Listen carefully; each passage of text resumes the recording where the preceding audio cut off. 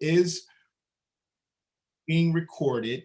And if you have questions, please feel free to ask questions in the chat. And it's also being recorded on or being viewed on Facebook Live. So if you have questions on Facebook, we will respond to your questions accordingly. And so again, this is being recorded. So again, I want to welcome you to our third Thursday program this evening. My name is Robert Kinney. I am the Outreach Services Librarian here at the Connecticut State Library. And again, we want to welcome you to today's program. Today we have a special guest, Dr. Anthony Martin, who will give a talk on how a search for enslaved women at the Dr. Hezekiah Chaffee House in Windsor, Connecticut led to new questions for archaeologists at Central Connecticut State University. Dr. Martin is a retired Army officer who earned his PhD in anthropology with a subfield in archaeology from the University of Massachusetts at Amherst in 2017. Within the subfield of archaeology, he is a historical archaeologist that focuses on how capitalism and colonialism have influenced the post-Columbian world. So at this time, please give a warm welcome to our third Thursday speaker for this evening, Dr. Anthony Martin. Thank you, Robert, for that introduction, and thank you for all your the people who are here in the Zoom room and also on Facebook. Thank you, Christine Pitsley, and the rest of the Connecticut State Library staff for inviting me to come talk to you about our the CCSU's anthropology department, our recent excavations at the Chaffee House. So with that, I will go ahead and start to share my slide presentation. Hopefully that can be seen by everybody. I think, and now I'm going to slide. How's it looking, Robert? It looks pretty good, pretty good. Okay, thank you, thank you. All right, so just what I'll do with this talk is I'll give a little background on our research, how we ended up at the Chaffee House, and then also the resources that we used, and then talk a little bit about the house and the people who lived there, the people who were held captive there, and then get into the excavation. We might have somebody coming because we weren't the first ones to actually excavate at this site. Jim Troche dug here for 3 or 4 seasons back in the 1990s. So he will, he's trying to get here now and say a few words about the excavations in the 1990s. But well, I'll go ahead and just go into the acknowledgments real quick, but these are important because we couldn't have done this excavation without all of these people coming together, working together. Douglas Shipman, can't say enough about him, the executive director of the Windsor Historical Society. He helped us immensely. He did paperwork to get the town, to notify the town that we were digging, to get approvals, to get the team out there to dig safe so that we could make sure we were digging in safe locations. And then when it rained, which it did, the kind of the first week of the field school and a little bit into the second week, he opened up the Windsor Historical Society. You know, he gave us a tour of the Chaffee House. He gave us, some of us 2 tours actually of the whole house, which I'll talk about a little bit more. But also Michelle Tom, who one of the first people that I reached out to talk about African Americans in Windsor, Connecticut, because they have a long history since about 1680. And so she was a great source to talk to. And then the whole staff and all their volunteers, the city of Windsor, and also my department here, which I'm broadcasting. My office is on the 4th floor, the anthro department of Ebenezer Bassett Hall. which Ebenezer Bassett Hall was the first African American to graduate from what becomes CCSU. So but I have to give kudos to the department chair, Dr. Evelyn Phillips, who helped push to get us out there to dig again. Because with the pandemic, a lot of people didn't actually go out to dig, but we wanted someplace close that students could get to on their own. And she helped push that and actually get us back on the ground, and then get us the 5-week session that we needed, because we were condensed into a 3-week session. So thank you to her, the students and the staff who were digging. And I mentioned Jim Troche already. Also, Connecticut State Library staff, Christine Pitsley, Carolyn Paisiano, who helped when we went there for research. 2 high school groups that were involved, volunteers also that came out, Karen Parsons from the Loomis Chaffee School, their archivist, and also Janet Woodruff, our archaeology lab for African and African diaspora studies, our lab coordinator. So thanks to everybody. Places of research.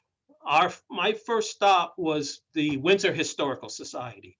I was looking on their website, and they have a good website that talks about African Americans in Windsor, from their beginnings all the way up into the 21st century.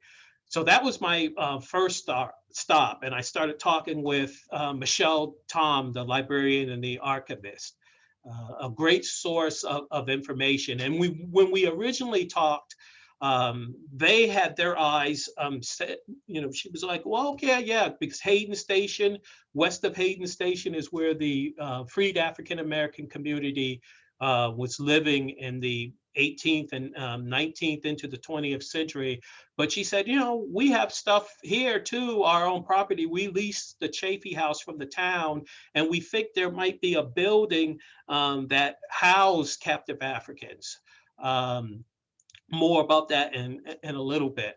But we've also researched during the field school. There were days that we went to other places. So we spent a morning at the Connecticut State Library, which was also a wealth of information on the Chaffee House, where you see this book cover here, The Old Houses of Connecticut, from the Colonial Dames series, which we dived into that, as well as some of the records that and some of it we also saw at the Windsor Historical Society. And then we also stopped in at the Loomis Chaffee School Library to look at some of their files as well. This is a map of Connecticut in 1824. So you see Hartford here, and Windsor is right up here. So this fits in well with this map, with the time period that we're talking about. And more closer in, this is Palisado Avenue, and the Chaffee House is right here. And this was kind of the location of the possible house that it's not standing anymore. It was knocked down in the 60s. This is a 1926 map. There is a large Montessori school and a parking lot that covers a lot of this area now.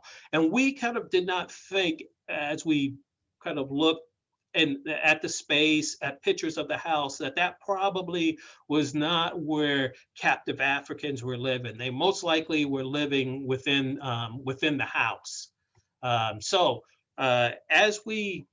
Here's the house, Dr. Hezekiah Chaffee Senior House.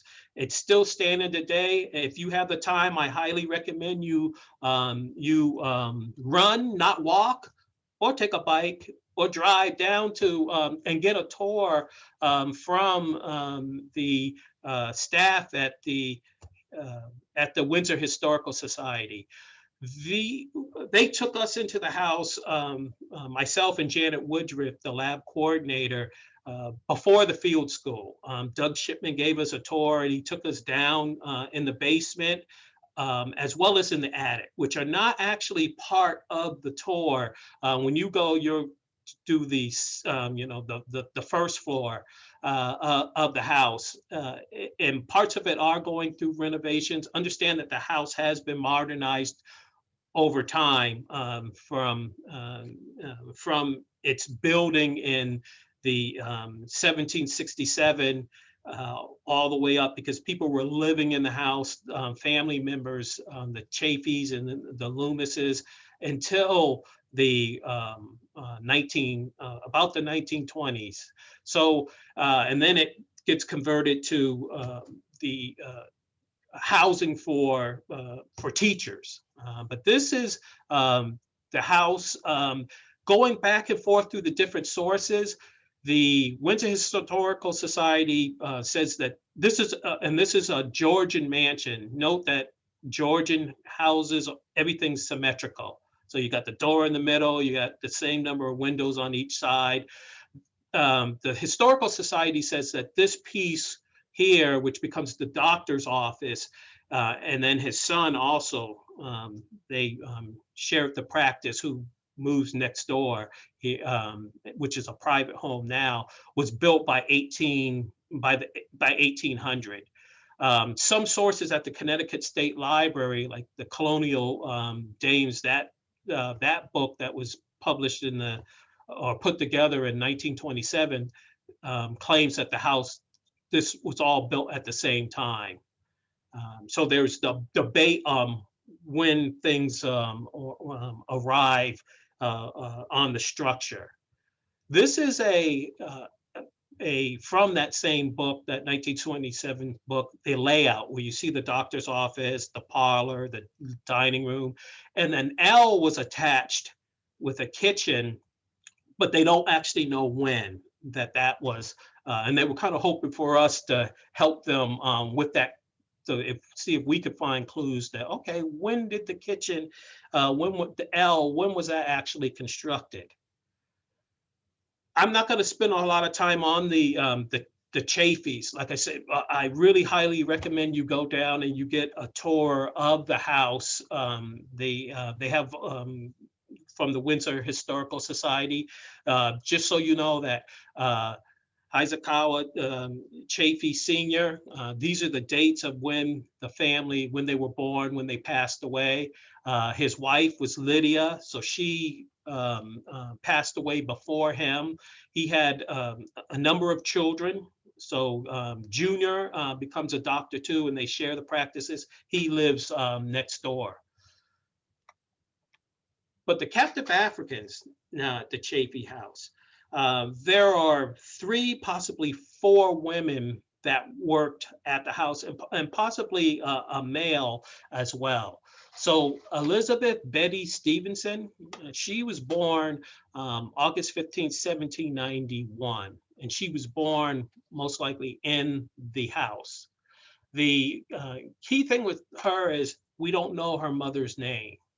That's from the records, and the librarian has searched many long hours to find her name. Sarah was another captive African woman that worked at the house. And then next door at Junior's house, which is next door, Nancy Toney lived there. And she sometimes gets the title of being the last slave in Connecticut, but there's actually no documentation that actually says that term, and there's actually no documentation on when she was actually freed. Sarah was emancipated about 1801, and Betty was 1810. Betty, being born here, she was born actually after the gradual emancipation law of March 1, 1784. So after that gradual emancipation law in Connecticut, captive Africans served 25 years, which is still a long period of time before they were emancipated. The Chaffees gave it to her early. They did it in 1810, so they did it at the age of 19. And Sarah was emancipated in her 30s or 40s. There was a male associated with the property, but there's not really much known about him. And in fact, he in 1820, he's about 45 years old, and he is living in New London County in Montville. So what then would these captive Africans been doing in the house? Well, here's some overviews of it, from body servant duties, household cleaning, food preparation, gardening, and caring for livestock, depending on if you had that type of livestock. So breaking that down a bit more, especially in a wealthy household, they would have dressed the mistress of the house. They would have bathed her, dressed her, combed the hair, mended clothes, and they might have even shaved the male owner of the household. And then there were household duties as well. That from all the things that, when you think of cleaning a household, that would have been done by the captive African women. They would have gone out to the well. There was a well close to the house, emptying chamber pots, washing clothes, dishes, preparing the food. They probably would have gone out to shop for it, done brewing, baking, cooking, carding, knitting. So all types of sewing type industries would have been done within inside the house. The key thing is, though, since we're archaeologists and we're digging outside on the lawn areas, how much of this stuff can we see? And that's kind of a challenge here. In the past, we used to, the past 10 years, off and on, we were digging at a site down in Derby, which was a homestead of a family that had lived there over 100 years, the Black Governor's site. So we, it was a different type of signature that we were looking at. We were looking at, okay, a Black family. So it's kind of harder when you look at this type of where they're held in captivity and they don't own the house. So that was becomes a challenge to you when you're looking at it. Also understand that if it was a farm, if they're captive African, they would have been milking the cows, feeding the chickens, and taking care of any other livestock. Well, what about captive African men? Well, most captive African men were laborers, but there are some that are have specialized trades, and you can see them all here, listed here. The key thing I want you to understand, though, with these specialized trades, the labor here is not as strenuous as with the laborers or with the females that are doing, that I showed you all this type stuff. Okay, when you're in those specialized trades, you're still held captive, so don't get me wrong, you're still not free. But when you think of labor and the stress on the body that we've seen now, especially with the African burial ground, that there is a difference. Okay, so whenever you go out and dig, and let me just check my time here, whenever you go out and dig, you never go out and dig without research questions. All right. And those research questions we were formulating as we went on reconnaissance of the area. So we did an initial look, and that's when we ruled out, okay, we're not going to go try to take and look for this house that houses captive Africans. And then we kind of honed in closer to the Chaffee House. And as I said, there were excavations done there in the 1990s. But, and I'll show you pictures, because some of these questions you're probably wondering, well, so the first thing we wanted to know about walkways, and I'll show you on a picture, that interestingly enough, the backup side of the house, there were doorways. There was a doorway in the kind of the center of the house, kind of oddly positioned for Georgian style house. And then there was also, before they built the kitchen L, there was a entryway into the basement and into and outside of the basement. And there is actually a fireplace and a bake oven down in the basement, which tells us that the captive Africans were doing kitchen duties downstairs in the basement, most likely. Sometimes people say, "Oh, well, was it a certain time of year that they were doing that during the winter months, or was it year round?" We don't actually know that. So we wanted to find areas where these doorways that are now windows, might we find pathways, whether they be stone, brick, or packed dirt. We also wanted to figure out if you're doing baking and stuff down in the basement, you're coming out of the basement, where are you going to drop all that debris? Where are you going to drop the coal, the ash, and all that?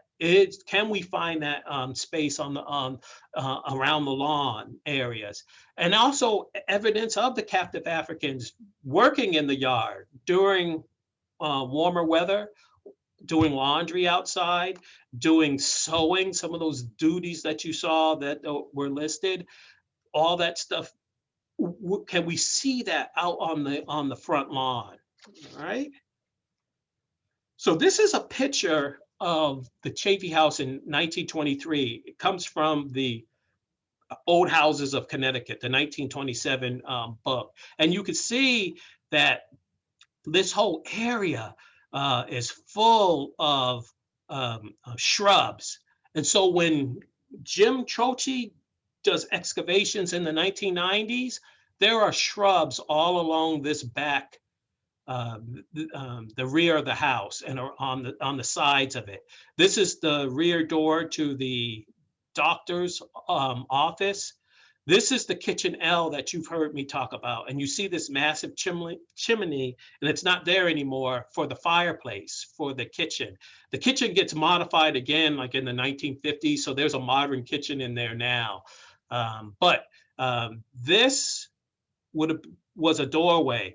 And the interesting thing is we didn't really notice it until we went out the second time to do a reconnaissance. And the way the sun was shining on the bricks, we could tell that the bricks were different. They were different in color, and there was an outline of what would have been a door. And then also the L here, actually, there's a door still here, but there was another door over here as well. So this is 1923, when it's still being occupied by the Chaffee and Loomis families. And here's where you see where the shrubs, this is still a 1920s where the shrubs have been cut. They'll come back though in the 1990s. And this is kind of a doorway here. And then there's an archway down here. This archway was an entryway into the basement before this attachment, this L, this kitchen L was built. So once this was built, they didn't need that. There is another entryway now into the basement off of this L, but you can see the door here, and there's a door. This door here is still here. This one is not. Okay. And then there's a pump right here. The well, there's a well closer into the house here, which we found the sides of it digging one of the units. And this is it today, 2021. So you can see that door is still here. Notice that the shrubs, because even in the, like I said, in the 1990s, shrubs were lining this whole area. of the house when Jim first did excavations. And this photo was taken, and she took beautiful photos, the librarian Michelle Tom. So you'll see a lot of her photos in this presentation. But you could see the tarps, because this was a very hot summer out there. It was also a very rainy summer. So the week and a half when we were plagued with the rain, then the heat set in. So we had to keep the areas tarped so that the sun wouldn't beat down on the students.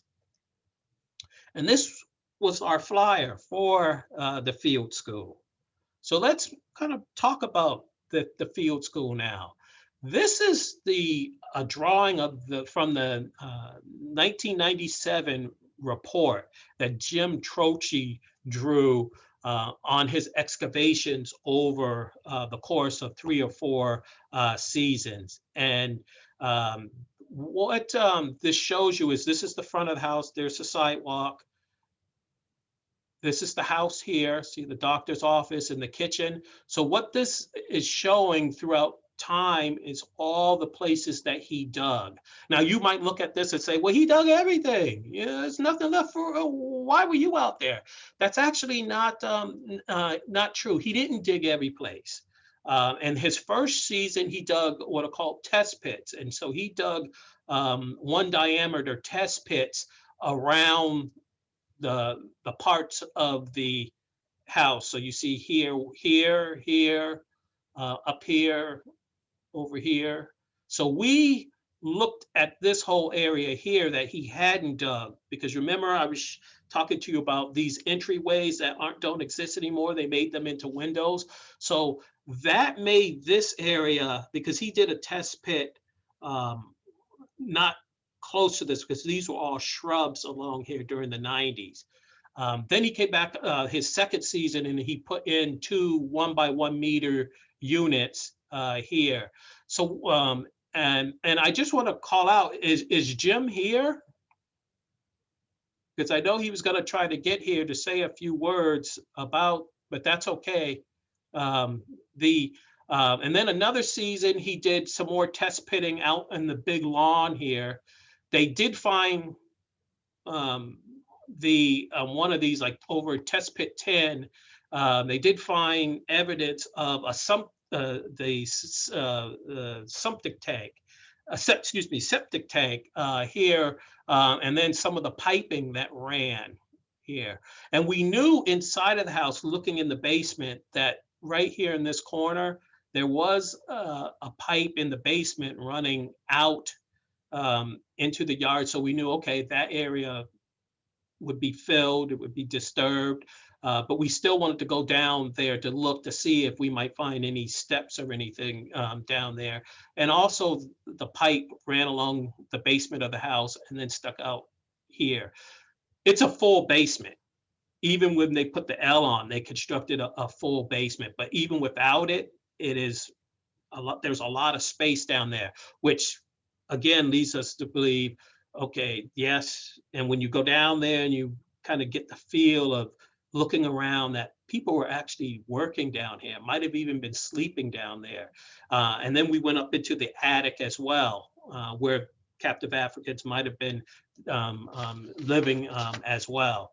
So, and that's one of the key things with archaeology. You don't dig everything, all right? So and Jim didn't dig everything, so that left us opportunities to focus in on this area, all the way to these steps. And also we did test pitting in this area on the east side of the house. All right, so as you're looking, and Jim found a lot of the same things that we would find too. He found various types of ceramic, from yellowware to creamware to redware, pearlwares, all different that run, that take you from 18th century into the 19th century. And then he found a lot of building materials, like we did nails, a lot of shells, clam shells that we're not sure if this is, was in dirt, filled dirt that was brought in to smooth out, level out the house, because the house does have a long period of occupation. We even found out that at one point in the 20th century, they had built a stage, and the Loomis Chaffee School would put on performances in the backyard. Uh, Here you could see that corner. This is the kitchen L. This is the main house here. This is where there used to be a doorway, and you could see the threshold right here, this the stone that was still in place here. So we were interested in looking at one of those research questions. Can we find a pathway or a walkway, brick or stone here? Here in this corner where it's put where the L attaches to the house, you can faintly make out the archway here where there would have been the entryway to the basement. So we knew this area, they would have filled dirt in, but can we date the fill? That was, you know, once if we pull things out of there, artifacts out of there, can we date the fill? And then, so you could see the beginnings here into our kind of our third week, where we're digging what will become full units, like this one is already started. But we started the students off because they hadn't dug before. And so that was one of the primary goals of the field school, is get them out there, let them do it hands-on, learn how to excavate an archaeological site, because some of them might want to go work for a cultural resource management firm, which does most of the archaeology here in North America. So a field school is a good way to get trained up for that. The other doorway was right here.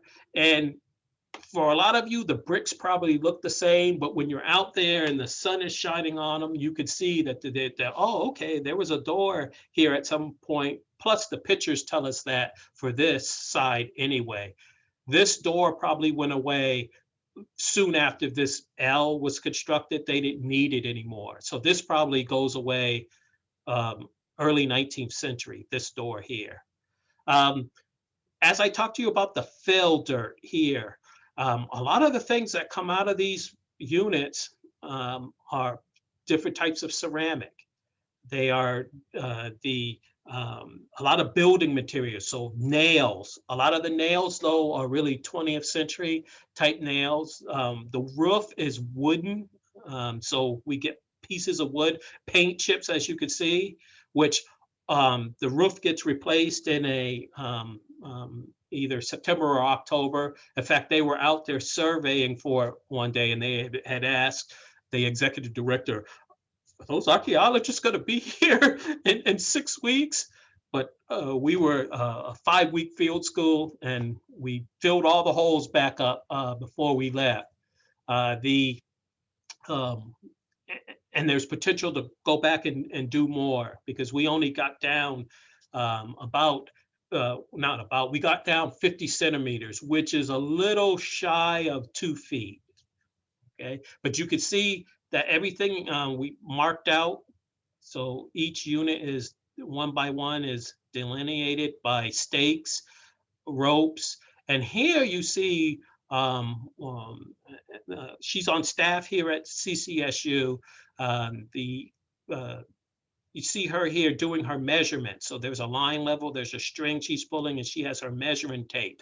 Everything is done systematically. It's all measured. And when I showed you the sketch that Jim did back in the 1990s, we used his same point that he took all his measurements from, called a datum or a datum point, which was on the edge of this kitchen L. We use that same measuring point, and people will do that. When you go back or you take over a unit from somebody, you try to use kind of the same place that they were taking all of their measurements from. So she's taking the measurement from the northeast corner of her 1-by-1 unit here. Here's a different, and you might be able to make out the difference in the brickwork here, where it was covered up here. So you see students at work. What we did was we excavated 5 1 meter by 1 meter squares, and then we had 2 50 by 1 meter squares, so 50 centimeters by 1 meter, and that was here and this unit here. So all these units here early on, you're seeing them digging parts of them, but then they open them up to the full 1 by 1 meter unit. And what they would do is put the dirt in these buckets and then take them over here to the sifting station, which is all has a 1/4 wire mesh. You pour the dirt in the top of it, and then let me check. Okay, time wise, okay, and get to shake it.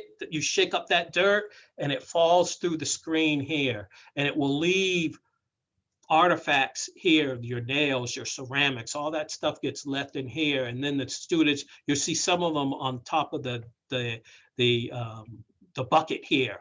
One of the key things with this bucket is to not overfill it. But by week 4 and 5, the students had picked up the digging, and they were really into the digging, and they got kind of overzealous, and they would fill up the buckets all the way to the top. And you can't really throw it up onto your, somebody has to do that for you. Here's some more photos from Michelle Tom. And you could see even me. I even got down there and did work as well.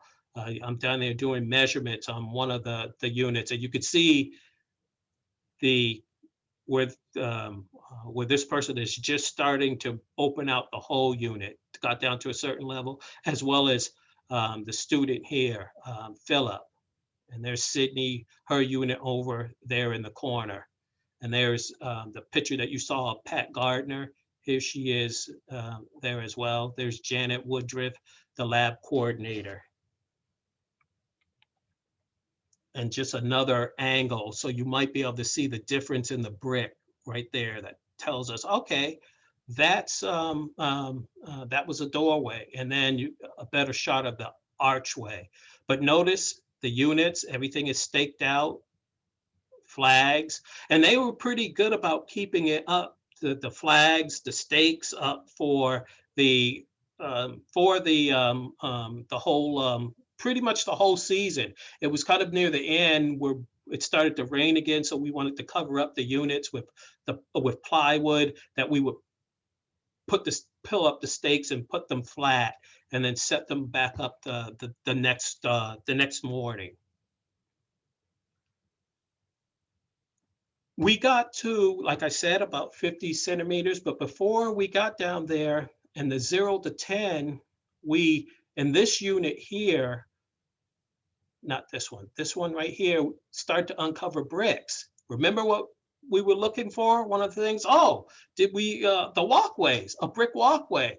This most likely is an old brick walkway. The bricks were broken here because the well, there was a well that's, you can't see in this picture, but we did find the base of the well. But this might answer part of our question from the back of the house, a possible brick walkway.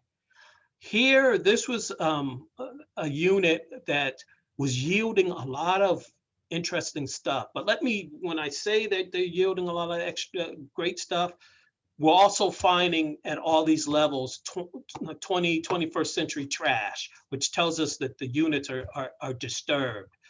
One way, though, closer to the house, we might be able to understand why they're disturbed is, remember, you didn't see shrubs here in 2021. And I told you back in 2000, back in the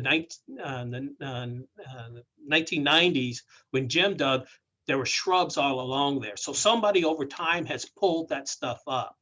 And by pulling that stuff up, might have disturbed the ground. And when you're thinking of this closer to the walls. And here you could see where some episode where maybe they had changed out the steps here, and then they just threw the bricks into a pit off the side.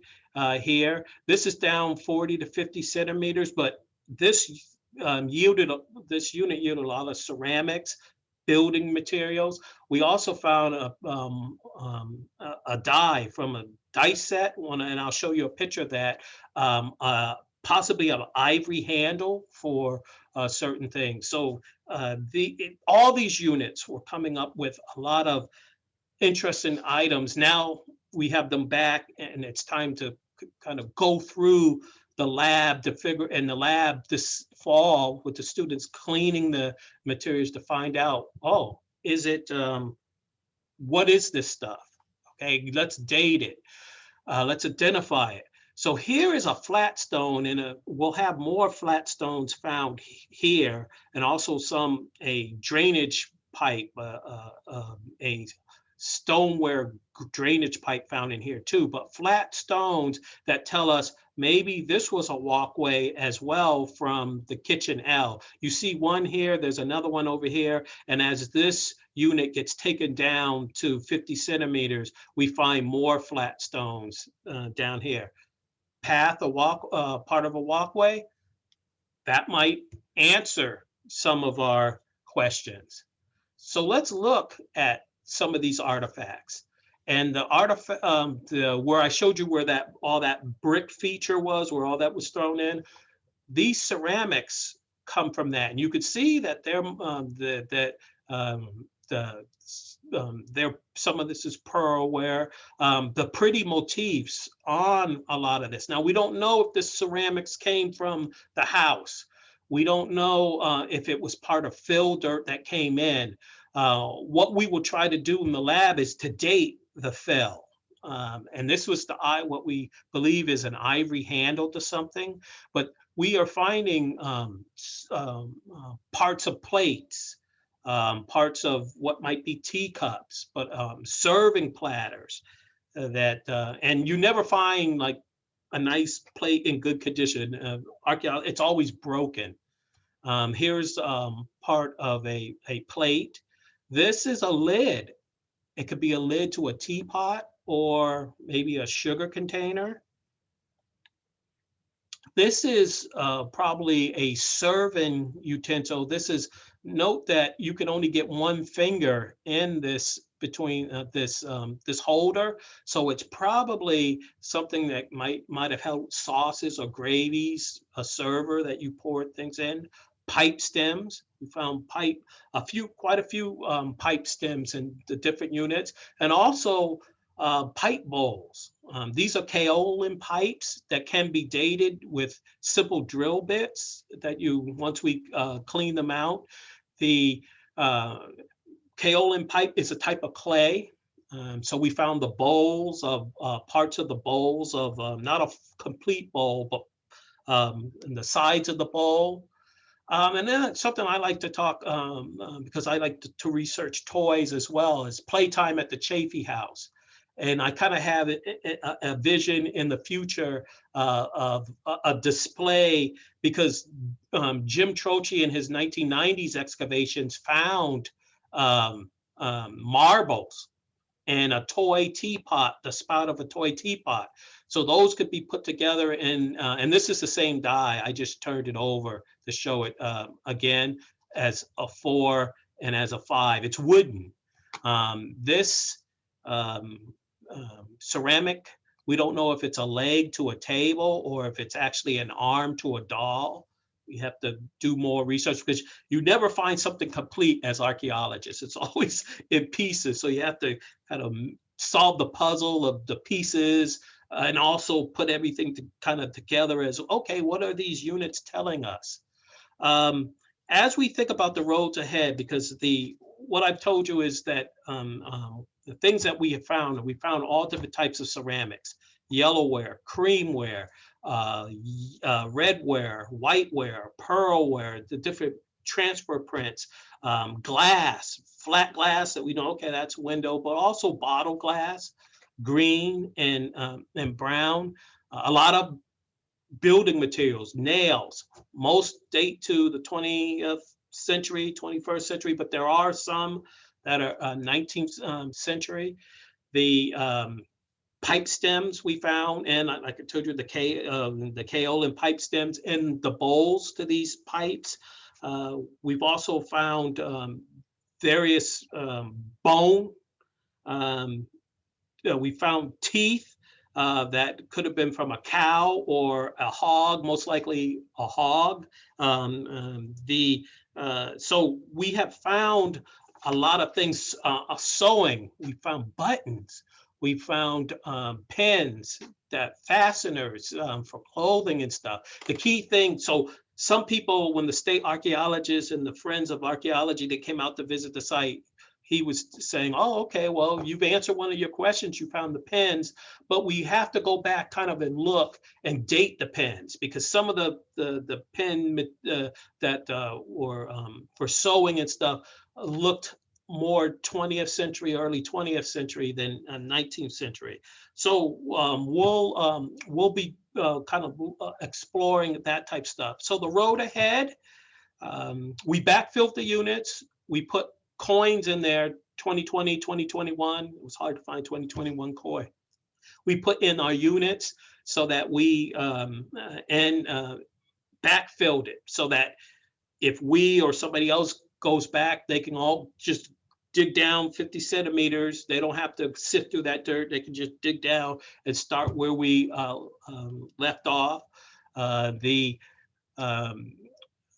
So that those units can be redug, or other spaces. We were test pitting on the east side of the lawn the last 2 days so that we could see if they were, after they built that kitchenelle, if they were coming out and dumping things on the east side of the lawn.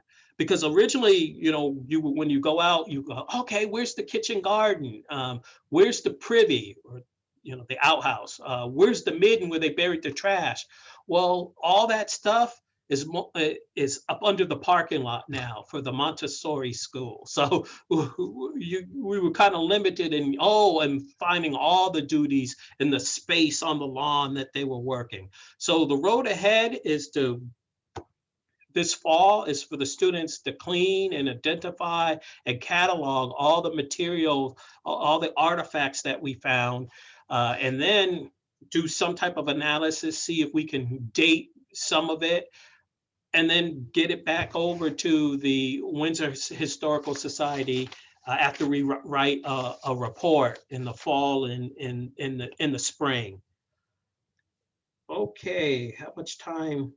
Okay, so questions. Go at 12:49. So I didn't take up eat up all the time.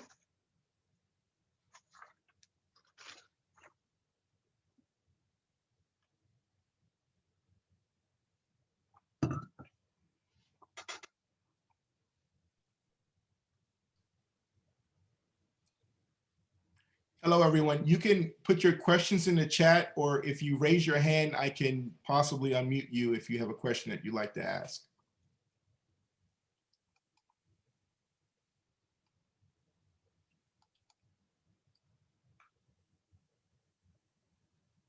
Okay, somebody has put in, can you talk a little bit about the term captive rather than slave or enslaved? Sure. Here in New England, a lot of times they aren't even using that term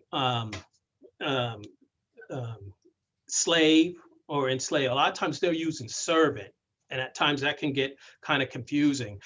Slave is the dominant culture's term, and captive African more reflects what some felt. Yeah, it's not fully documented, but throughout the American experience with that peculiar institution, they've taken on very different names. So here in New England, yeah, that whole servant thing can be confusing a lot of times. So I use that term. I learned it in my graduate studies, actually here at Central Connecticut State University. And a lot of, even some historians use the term as well, that, well, when you say slave, you're using the dominant culture. So you're only really getting one viewpoint, whereas a lot of captive Africans are thinking, well, you know, I might be enslaved in body, but I'm free in mind. So it gives kind of another perspective on the way of looking at it. Um, let's see. Okay, that one is to Jenny. Let's see. Okay, thanks for a great and informative talk. You're welcome. Did the family have any ties to the West Indies trade? Runaway slave ads speak to the sense of captivity.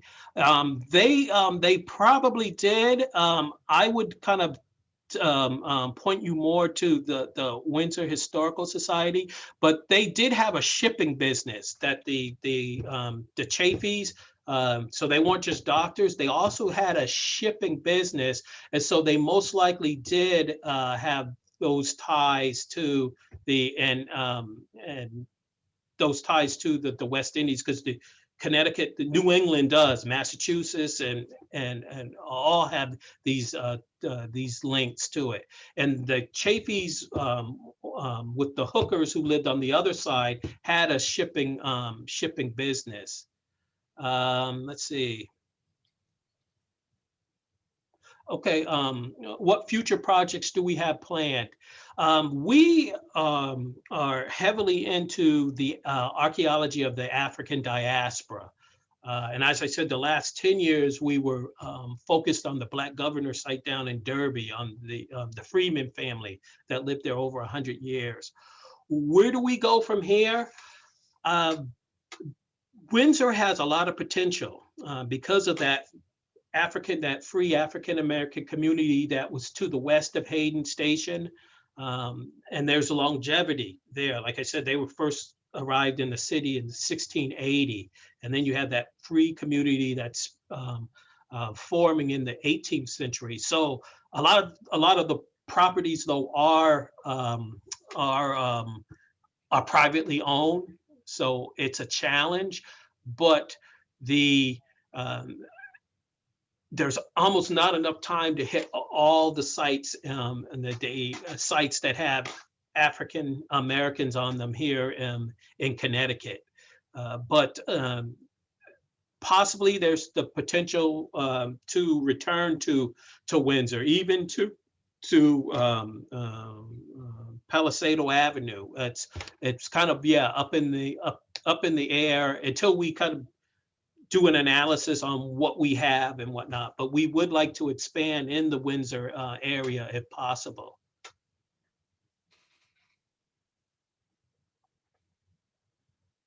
Okay, the high school students, yes, the CCSU has an agreement with a few of the high schools in the area, like Newington, Farmington, the two high schools that are in West Hartford. So, and a few more too, that there are agreements that you can actually take college classes if you don't have if space available. So I've had them during the semester, in fall, spring semester. At times you don't even know that they're in your class. So they don't have to pay for those schools that have the agreement with CCSU. So we opened it up to the high schoolers because we did it in July this year. Normally we do the field school in June. So and then we initially had a whole lot of people that said, hey, yeah, I'm interested in this. And it's just by the time of execution, it was like, oh, well, I'm doing something else. I got a job, or I'm committed to something else now. So yeah, it's a really good program. In fact, we ended up with only one high school student from Hall High, and he actually might return for the lab class that we have, because he could easily come after. But I've had students like show up, in my intro to archaeology class in the morning that are high school students. They come over from, and then after the class they leave again. Oh, it looks like Jim did. thank you, Jim, for showing. Jim, did you want to pop in and say anything? Excavated, well, I hope someone would continue. The former cellar entrance. Hope we can dig deeper in that quad that you started. Do you plan to continue this quad? At this time, we're not sure. And Jim, do you want to say anything about the 90s? Yeah, it was exciting for me back then, and you made it more exciting now. I'm so pleased. Can you hear me okay? Yes. Um, I was so pleased that you chose the Hezekiah Chaffee House to dig this summer and have your field school there. And I can't say enough about what a wonderful job you and your students did. I mean, it was just exquisite the way you dug those test pits and quads out. And too bad there wasn't more time, because I was curious, because you were just hitting the crust of the stuff way down where we know they went. There's more things down there. I was curious, especially like I said in my note here, where the entrance, the old archway entrance was into the cellar. I know you didn't get down as far as you'd like, but hopefully in the future you'll be able to come back and, or somebody will be able to come back and find out if there's anything there. But I think there's more to find. And yes, again, thanks so much. And thank you. And Jim actually came out and laid out his artifacts from the 1990s and talked with the students and showed the students what he uncovered in the 1990s. So thank you. Yeah, I'm working in the process of reboxing them, because they've been down in the cellar since the 90s, and they need a little cleaning up and some better boxing to put it in. So I've been working on that at home here, and I've got to go pick up unit 1 and 2 and go through that. Great. But thanks again. I appreciate all you've done. And thank you.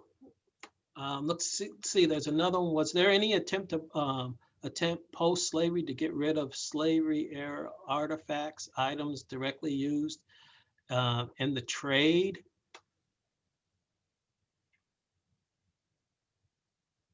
As far as I'm kind of confused with that question.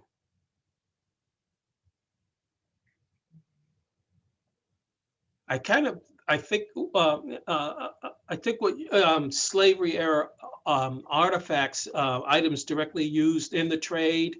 Okay, so yeah, you're thinking. Okay, you're asking about like shackles, that type of stuff. I'm assuming stuff associated with like the horrors of it, chains and all that type stuff.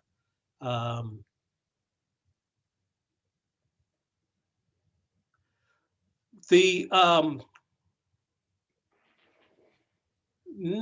would say not in our context here, and maybe more of a Southern context. When you think of, I think the artifacts that you're thinking more of. And I wouldn't say that there are attempts to hide them and stuff, because you could find a lot of those kind of today in museums that have been recovered from kind of the plantation environments. Here in New England, yes, there are plantations here in Connecticut, here in Massachusetts as well. Sometimes the work, like CCSU dug a plantation down in Salem, Connecticut, back in the late 90s into the early 2000s, but had never uncovered that type of stuff.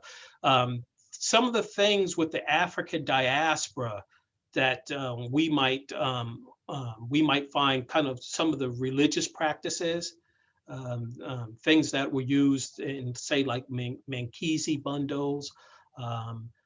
Sometimes, though, within the African diaspora, you might find things that look that are similar things that that European Americans use, they just might use it differently.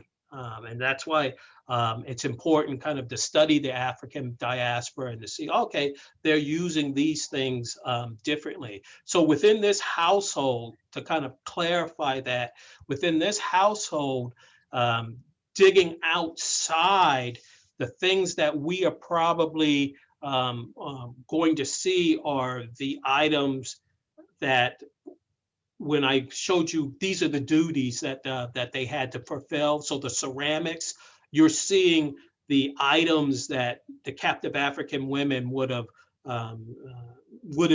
served meals on, would have cooked on, those type of things. The maybe the stuff that's found in the lawn, the pins, the buttons, those are possibly from doing laundry or doing mending and stuff out on the lawn during warm weather.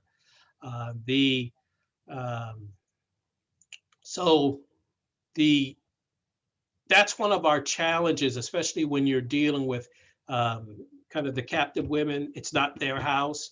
Whereas down in Derby, we knew the artifacts that we were finding belonged to the Freeman family. So one of my old mentors had said, with any site that you have African Americans at, consider that, you could consider that an African American site. I hope I answered that question.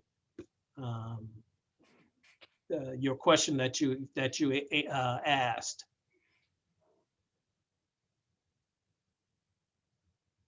Okay. Any other questions?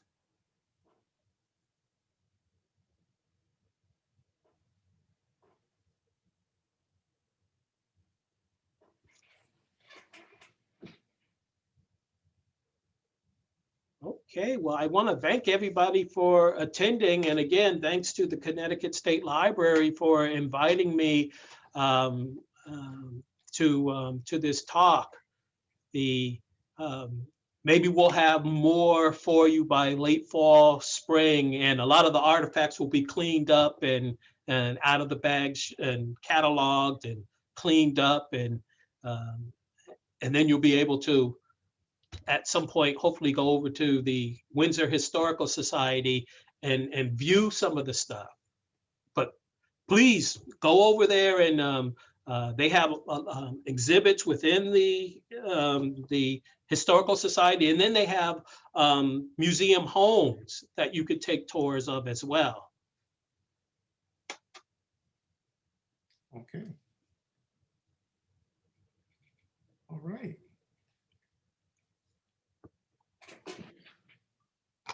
Well, thank you so much, Dr. Martin. You're welcome.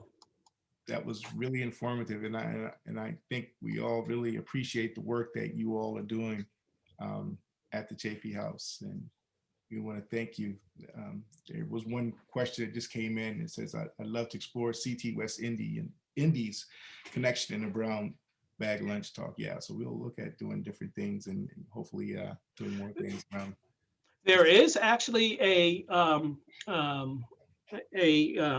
display on the West Indies and Windsor and the West Indies. It's actually in the Chaffee House right now. The Windsor Historical Society has a display that somebody who has researched the West Indian links and stuff. So I highly recommend, yeah, you go over there to view that exhibit. Okay.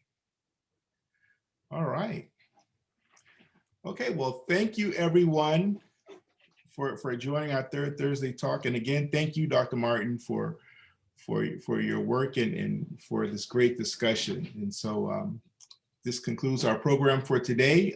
We will be back next month for another third Thursday program, and just stay tuned to your email and we'll send out the information so that you can log on. Okay. All right. Well, if there's no other questions, everyone, take care, and we'll see you soon. Thanks again. Thank you.